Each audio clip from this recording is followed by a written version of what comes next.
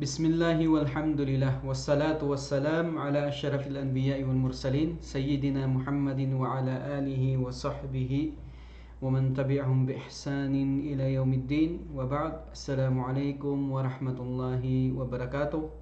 Unang-una pinupuri natin ang Allah subhanahu wa ta'ala na tanging Panginoon at Diyos ng sanlibutan. Naway ang habag at pagpapala ng Allah subhanahu wa ta'ala ay mapasa ating mahal na propeta na si Muhammad sallallahu alaihi wasallam, ganun din sa kanyang mga kasamahan, sa kanyang pamilya at sa lahat ng mga taong tumahak ng kanyang landas hanggang sa huling araw. Ako po ang inyong guro. Ang pangalan ko ay Abdurrahman Ong at ang aking ituturo po sa inyo sa araw na ito ay ang Quran. At dito sa inyong module, ang pag-aaralan ninyo ay ang pagbabasa ng mga maikling surah o chapter mula sa banal na Quran, at ito ay magsisimula sa aralin 1, Surat Al-Kafirun, ang mga di mananampalataya. Ang aralin 2, Surat Al-Kawthar, ang batis sa paraiso, at Surat Al-Asr, ang panahon. So pinagsama sila sa aralin 2. Ang aralin 3, Surat Al-Ma'un, ang munting kabutihan. Aralin 4, Surat Al-Quraish, ang tribo ng Quraish. Aralin 5, Surat Al-Fil, ang inipante. Aralin 6, Surat Al-Humaza, ang mapanirang puri. So inshallah, sa bawat linggo ay makukuha natin ang bawat aralin na ito. Naway gabayan nawa tayo ng Allah subhanahu wa ta'ala sa gawaing ito at ipagkaloob niya sa atin ang ikhlas sa lahat ng ating mga gawain. Alam naman natin mga kapatid na ang pinakaunang dapat pagtuunan natin ng pansin ay ang ating intensyon sa ating mga ginagawa ng mga kabutihan para kay Allah subhanahu wa ta'ala, na ito ay maging ikhlas para sa Kanya. So kung wala itong ikhlas, alamin natin na ang ating mga gawain ay hindi tatanggapin ng Allah subhanahu wa ta'ala. Ibig sabihin, sayang lang, wala tayong matatanggap na biyaya mula kay Allah subhanahu wa ta'ala. So unang-una, payo ito sa aking sarili, ganun din sa inyo, na baguhin natin ang ating intensyon. Kung ito man ay mali, ay ilagay natin ito sa tama, na ito ay para lamang kay Allah subhanahu wa ta'ala. Ngayon, kukunin po natin ay ang aralin 1, ang Surat Al-Kafirun. Ang gagawin po natin ay babasahin ko po ito ng 3 beses sa bawat bersikulo na ito mula sa Surat Al-Kafirun. At ganun din sa inyo, mas mainam na sundan ninyo yung pagbasa ko after kong mabasa ito. So katulad ng nakikita ninyo sa mga pag-aaral, binabasa ng guro pagkatapos ng estudyante. So after kong basahin, ay basahin din ninyo. So at ganun din, kukunin natin yung transliteration niya at kung ano yung kahulugan niya at ilan pang mga dapat nating malaman sa Surah Al-Kafirun. So bagong lahat mga kapatid, nais kong linawin sa Surah Al-Kafirun para inshallah mas maintindihan natin mabuti ito. Maintindihan natin sa tamang pagkaintindi ang Surah Al-Kafirun na ito at mawala sa atin yung agam-agam ukol sa surah na ito. Kapag nalaman natin kung ano ba yung dahilan kung bakit ibinaba itong Surah Al-Kafirun. So ano ba yung dahilan kung bakit ibinaba ang Surah Al-Kafirun? So ito ay naiulat, yung kwento nito ay naiulat ni Ibn al-Abbas, na kung saan nung ang mga kuffar Quraysh, yung mga hindi mananampalatayang mga Quraysh, ay sila ay ginawa nila yung lahat para lamang mapatigil ang Propeta Muhammad sallallahu alaihi wasallam sa kanyang da'wa, sa kanyang pagpapalaganap ng Islam, at ganun din upang hindi masiraan ang kanilang mga Diyos-Diyosan na sinasamba, ay ginawa nila yung lahat ng kaya nilang gawin para mahikayat ang propeta Muhammad sallallahu alaihi wasallam na tumigil sa kanyang pagpapalaganap ng Islam at paninira sa kanilang mga Diyos-Diyosan. So, isa sa kanilang mga ginawa ay sinabi nila kay propeta Muhammad na kung gusto mo ng pera ay ibibigay namin sa iyo ang kayamanan na kung saan ikaw ang magiging pinakamayaman sa Makkah, sa lugar ng Makkah. So, ibig sabihin, hinihikayat nila ang propeta para tumigil lang. Okay?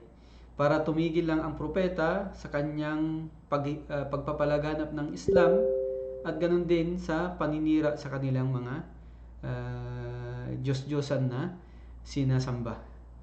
So, at nung nalaman nila na ang propeta Muhammad sallallahu alaihi wasallam ay hindi siya papayag sa bagay na ito, so ang propeta Muhammad sallallahu alaihi wasallam ay hindi siya papayag sa bagay na ito, sabi nila, bibigyan ka namin ng isang solusyon, sabi nila, para ito ay kabutihan sa amin at ganun din kabutihan sa inyo, sa inyong mga Muslim. So ano ito? Sabi ng propeta Muhammad sallallahu alaihi wasallam. Sabi ng mga kuffar Quraysh, sabi nila, maglagay tayo ng isang taon, sabi niya, na oras, na panahon na sasambahin namin ang Diyos ninyo ng isang taon, at kayo din, mga Muslim, sasambahin ninyo ang Diyos namin ng isang taon. Ibig sabihin, isang taon na sasambahin ang mga Diyos ng mga kuffar ng Quraysh, kasama dito ang mga Muslim, at isang taon din na sasambahin ng mga Muslim ang kanilang Diyos na si Allah, at ganoon din itong mga kuffar Quraysh, sasamba din sila kay Allah. So isang taon at isang taon. So sabi ng propeta Muhammad, hihintayin ko kung ano yung sasabihin ng Allah, kung ano yung pahayag ng Allah subhanahu wa ta'ala. So ibinaba ng Allah subhanahu wa ta'ala ang Surah Al-Kafirun nito para upang matigil ang kanilang paghihikayat kay propeta Muhammad sallallahu alaihi wasallam. Ibig sabihin, titigilan upang hindi na sila hahangad pa ng solusyon para matugunan ang kanilang kagustuhan. So ibinaba itong Surah Al-Kafirun na ito. So inshallah makikita natin kung ano yung meaning niya inshallah sa baba, kung ano ba yung meaning ng Surah Al-Kafirun. So sabi dito, Surah Al-Kafirun. So bibigkasin natin unang-una yung Al-Isti'adha, ganoon din yung Bismillah, kasi sabi natin itong isti'adha ay mustahabba ayon sa karamihan sa ating mga scholar, at ganoon din yung basmala na binabanggit natin sa lahat ng mga chapter mula sa banal na Quran, maliban na lang ang Surah At-Tawbah. So yung basmala ay binabanggit sa lahat ng mga chapter, maliban lang ang Surah At-Tawbah.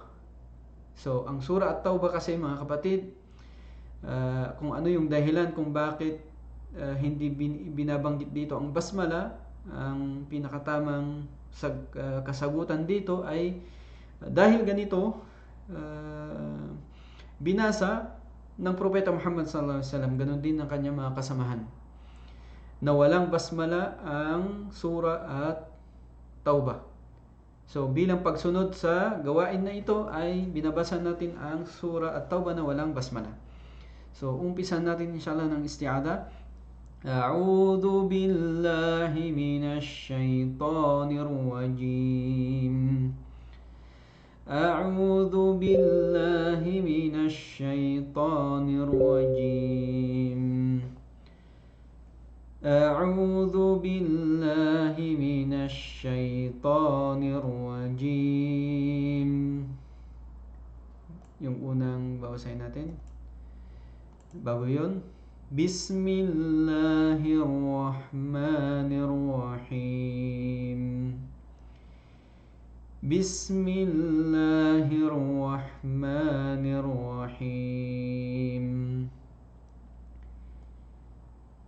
بسم الله الرحمن الرحيم. So, unang verse. قل يا أيها الكافرون قل يا أيها الكافرون قل يا أيها الكافرون. Pangalawa,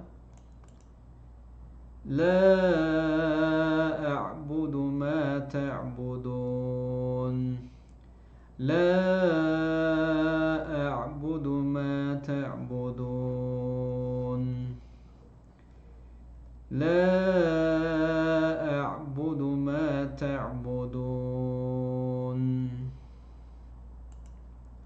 Pangatlo, ولا أنتم عابدون ما أعبد ولا أنتم عابدون ما أعبد ولا أنتم عابدون ما أعبد. Pang-apat, ولا أنا عابد ما عبدتم ولا أنا عابد ما عبدتم ولا أنا عابد ما عبدتم. Panglima, ولا أنتم عابدون ما أعبد. So naulit lang po ito mga kapatid dito sa itaas. ولا أنتم عابدون ما أعبد ولا أنتم عابدون ما أعبد. Panghuli, pang-anim, lakum dinukum waliyadin lakum dinukum waliyadin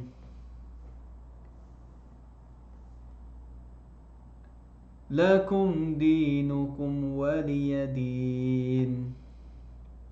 So alhamdulillah, nabasa po natin lahat.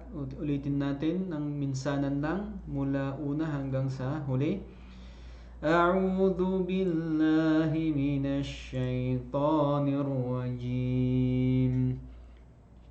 Bismillahirrahmanirrahim. Qul ya ayyuhal kafirun لا أعبد ما تعبدون ولا أنتم عابدون ما أعبد ولا أنا عابد ما عبدتم ولا أنتم عابدون ما أعبد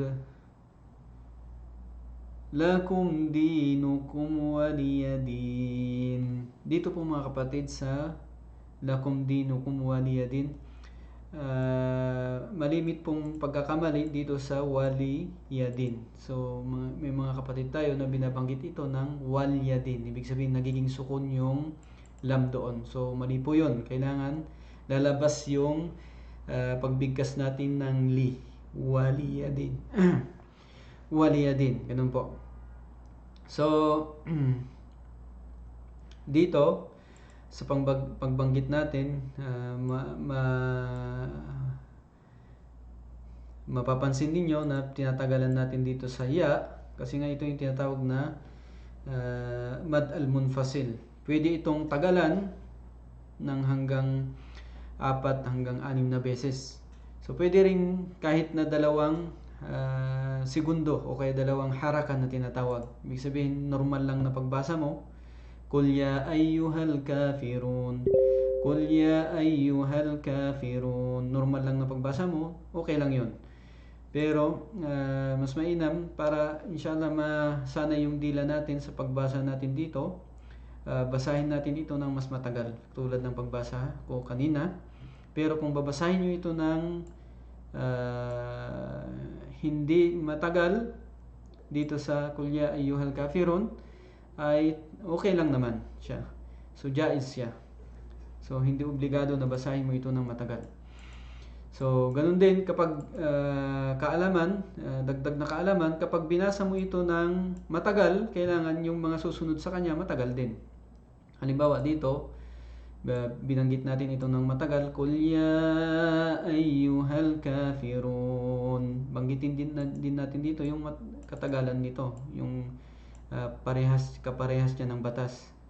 So tatagalan din natin. La a'budu ma ta'budun. Ganyan. Ganon din yung sumunod dito sa wala antum a'abiduna ma, dito sa ma a'bud. Tatagalan natin doon. Dito rin. Wala ana a'abidum ma 'abadtum. Ganon din. Tatagalan din natin dito sa la. Ganon din yung sumunod. Wala antum a'abiduna ma, itong ma a'bud. Okay? So ganun po, kapag binasa natin ito ng mahaba, 4 na haraka, 4 na segundo, babasahin din natin yung mga sumunod. Ganun din siya. Pero kung binasa natin ito ng 2 lang na haraka, ibig sabihin yung normal lang na haraka, kailangan yung sumunod sa kanya ay ganun din yung pagbasa. So ano ba yung kahulugan ng Surah Al-Kafirun? So ang ibig sabihin ng Surah Al-Kafirun, ito yung chapter ng ang mga di mananampalataya. So una dito, sabihin mo o Muhammad sa mga di mananampalataya, ito yung una, Qul ya ayyuhal kafirun. Sabihin mo o Muhammad sa mga di mananampalataya o al-kafirun. Pangalawa, la a'budu ma ta'budun. Hindi ko sasambahin kung ano ang inyong sinasamba. Tingnan niyo mga kapatid. So ito yung verse na ibinaba ng Allah subhanahu wa ta'ala noong hinihikayat nila ang propeta Muhammad sallallahu alaihi wasallam na sumamba sa kanilang mga Diyos-Diyosan ng 1 taon. Pagkatapos noon ay sasambahin din nila ang Allah ng 1 taon. So hindi pumayag ang Allah subhanahu wa ta'ala sa bagay na ito. So pinutol niya ang pakikipagkasundo sa mga Quraysh upang matugunan ang kanilang kagustuhan. So ito yung binaba ng Allah subhanahu wa ta'ala, hindi ko sasambahin kung ano ang inyong sinasamba. Okay? Pangatlo, o di kaya ay sasambahin ninyo kung ano ang aking sinasamba. Hindi rin ninyo sasambahin kung ano yung aking sinasamba. Hindi ko sasambahin ang inyong sinasamba, at hindi rin ninyo sasambahin ang aking sinasamba. Yun po yung tugon ng Allah subhanahu wa ta'ala sa kagustuhan ng mga kuffar Quraysh, yung mga di mananampalatayang mga Quraysh. So pinutol niya yung alam naman natin na ito ay uri ng shirk, at ito ang malaking shirk, pagtatambal kay Allah subhanahu wa ta'ala. So narapat lamang na putulin ang ugnayan ng pakikipagkasunduan sa bagay na ito, sapagkat ito ay uri ng pagtatambal, bagkus ito yung pinakamalaking pagtatambal kay Allah subhanahu wa ta'ala. So hindi po pwedeng magsama ang tawhid, yung kaisahan ng Allah subhanahu wa ta'ala, at ganoon din yung shirk o yung pagtatambal kay Allah subhanahu wa ta'ala. Kaya nga sinasabi natin kapag tayo ay magsyahada, Ashhadu an la ilaha illallah, ibig sabihin tayo ay sumasaksi na walang makatotohanang Diyos maliban kay Allah. So dito, mayroon tayong tinatawag na pagtanggi sa lahat ng mga Diyos-Diyosan na sinasamba maliban sa Kanya. Tinatanggi natin lahat. At mayroon din tayong tinatawag na isbat. Ito yung tauhid, pagpapatibay ng pagsamba natin kay Allah subhanahu wa ta'ala. Kailangan itong dalawang uri na ito ito yung rukun na tinatawag, ito yung haligi. Kinakailangan mapagtibay natin ang dalawang bagay na ito sa paniniwala natin kay Allah subhanahu wa ta'ala. So number 4, at naulit pa ulit, at hindi ko dapat sambahin kung ano ang inyong sinasamba. So inulit ito ng Allah subhanahu wa ta'ala. So ito ay pagbibigay ng pagpapahalaga sa kautusan na ito kung inulit ng Allah subhanahu wa ta'ala. Panglima, o di kaya ay sambahin ninyo kung ano ang aking sinasamba. So naulit-ulit yun. O di kaya ay sambahin ninyo kung ano ang aking sinasamba. Number 6, sa inyo na ang inyong relihiyon at sa akin ang aking relihiyon. Sa inyo ang inyong relihiyon, kung ano ang inyong relihiyon, yun ang gusto ninyo, yun ang tangkilikin ninyo. At akin ding tatangkilikin kung ano ang aking relihiyon na pinaniniwalaan. So, ang chapter po na ito mga kapatid, baka ito ay ma-interpret ng iba sa kanilang pangunawa, na kung saan para tayong, siguro iisipin ng iba dito na para tayong mga Muslim ay nagiging makasarili. Kaya nga binabanggit ito, na kung saan sa inyo ang reliyon, sa amin ang aming reliyon, sa inyo ang inyong reliyon. So marahil sa kanilang pandinig ay ito ay masama. Pero alamin natin kung bakit ito, kaya nga mainam na nalaman natin kung bakit ito ibinaba ng Allah subhanahu wa ta'ala, dahil nga sa kanilang paghihikayat, pilit na paghihikayat kay Propeta Muhammad sallallahu alaihi wasallam na lumihis sa kanyang tamang pananampalataya, tamang paniniwala. Sa kanilang pagpilit sa kanya ay ibinaba ng Allah subhanahu wa ta'ala upang putulin ang kanilang kagustuhan na ito para sa Propeta Muhammad sallallahu alaihi wasallam, at ganoon din sa kanyang mga kasamahan. So dito ay bilang pagprotekta sa atin ng Allah subhanahu wa ta'ala sa ating tamang paniniwala, na kung saan kung pinaniwalaan natin ang tauhid, kaisahan ng Allah subhanahu wa ta'ala, ay dapat panindigan din natin yung pagtanggi natin sa lahat ng mga Diyos-Diyosan, at dito nagiging kumpleto, nagiging ganap ang ating shahada, ang ating pagsasaksi na walang ibang Diyos na karapat-dapat sambahin maliban kay Allah subhanahu wa ta'ala. So inshallah mga kapatid, ang gagawin ninyo ay isaulo ninyo ang Surah Al-Kafirun na ito, at ipiim ninyo ako sa pagbasa ninyo sa Surah Al-Kafirun. At inshallah sikapin po natin na i-check sa bawat isa sa atin kung paano ninyo basahin ang Surah Al-Kafirun. Kung may mga mali, inshallah sisikapin natin na ito ay itama sa kapahintulutan ng Allah subhanahu wa ta'ala. So hanggang dito na lamang mga kapatid. Wa akhiru da'wana anil hamdulillahi rabbil alamin. Naway gabayan tayo ng Allah subhanahu wa ta'ala palagi sa kabutihan, at